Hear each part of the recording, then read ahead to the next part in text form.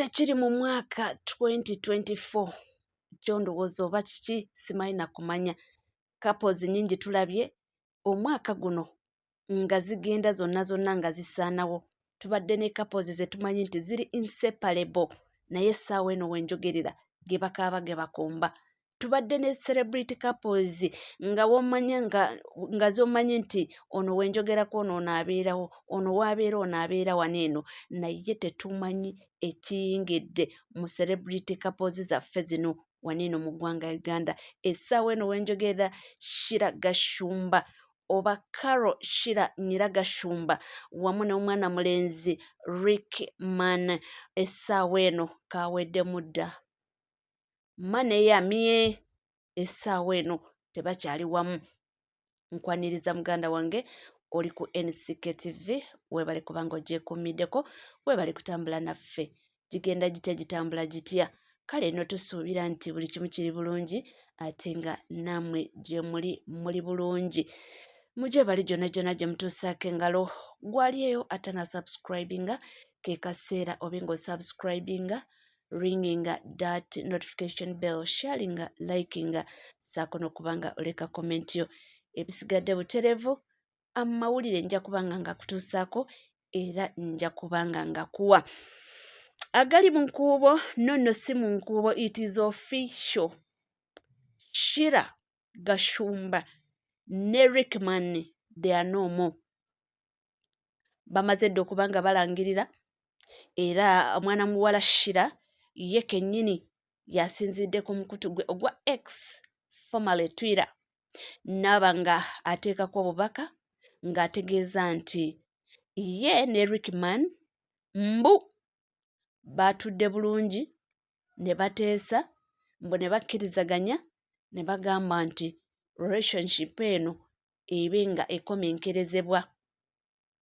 Era agambye mbu it was through misunderstanding, mbu temwabaddemu kuyomba, temwabaddemu kwevuma, temwabaddemu ki, naye mbu bakikaanyizaako ye ne boyfriend we ne bagamba nti ekintu kino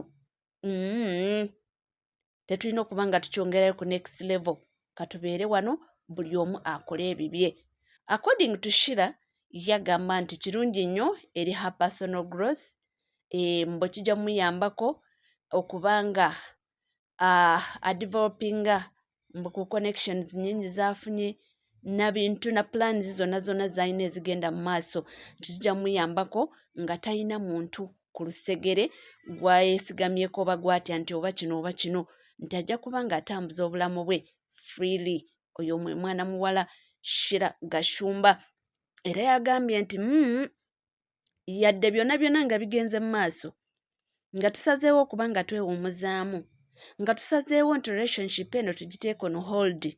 Siri single, nandiba nga ndi single naye sisaakinga. Abagambye nedda, tanoonya. Essaawa eno ali single, in fact alangiridde at right now I am single naye sinoonya. Single naye tanoonya. She's not searching. So nti okubeera single kwe ayagadde abe ng'atwala obulamu bwe mu maaso ye ng'omuntu, kimuyambeko mbu for her personal growth and development, kimuyambeko mbu n'okuba nga addukanya projects ze z'alina ng'omuntu n'okutwala byonna mbu connections agambye alina connections nyingi z'ayagala okuba ng'akola ki, atwala mu maaso mu kaseera kano ng'ali single naye tanoonya.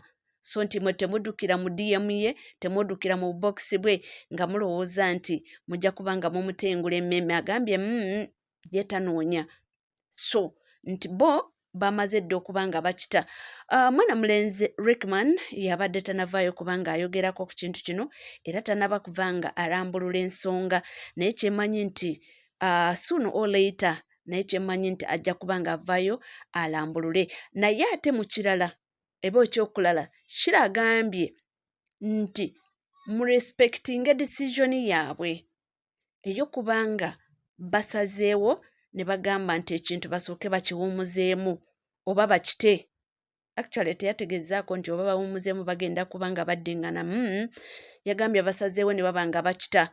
so agambye nti mu period eno nga basazeewo ekintu ne baba nga beeta buli omu akola ebibye abadde asaba mu respecting decision yaabwe ate mu respecting their privacy mbu they need privacy at this time nga buli omu akola ebibye so muleke kubanoonya mutandike shira kiki ekyabaddewo okyogerawo ki okyogerako ki Rickman yakukola ki agambye mulina okuba nga mutuwa respect kubanga ffenna tuli bakulu tukoze decision with sound mind tetwabaddemu kuyomba temwabaddemu kwevuma temwabaddemu kweyogerera ebisongovu kujjaako twatudde ku round table ng'abantu abakulu ne tudiscussinga ne tulaba nga the best solution kwe kubanga buli omu tupartinga ways buli omu abe ng'akola ebibye buli omu atwala obulamu bwe mu maaso tikubanga essaawa yakakati obudde bwe tulimu n'emyaka mwe tuli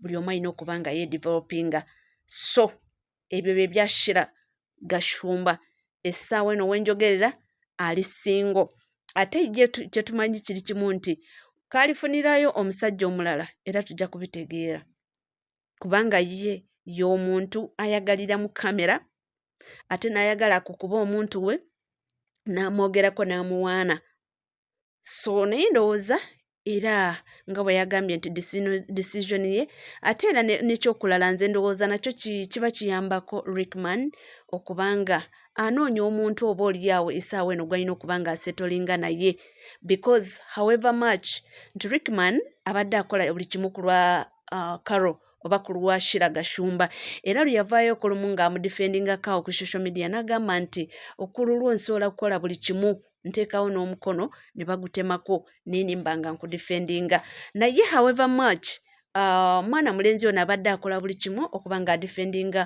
girlfriend we taata w'omuwala ono tayagalangako Rickman era ekyo abadde akyogera lunye teyamwagalako yatuuka n'okumuyita mutabani waakoni era waliwo n'enkawunti emu gye twalabaawo baali almost basinkanira mu kolido Gashumba ne yeefuula atalabye Rickman naye nga kasajja kattu kaali kaagala namubuuzaako Gashumba ne yeefuula atalabye naye byonna kasajja kattu kabadde kabitwala simple kubanga kabadde kaagala nnyo girlfriend waako so kyonna kyekiri oba kyonna ekituuseewo nga wagambye nti tulina okuba nga turespectinga decision zaabwe era tulina okuba nga tukola kituziwa respect kubanga bo ababiri be bamanyi lwaki basazeewo kubanga batuuka ku decision eno era lwaki basazeewo nti buli omu babe nga bapartinga ways buli omu akwata erirye so essaawa eno wetwogerera Shira Gashumba is single and not searching bw'abagambye ali single and contented tanoonya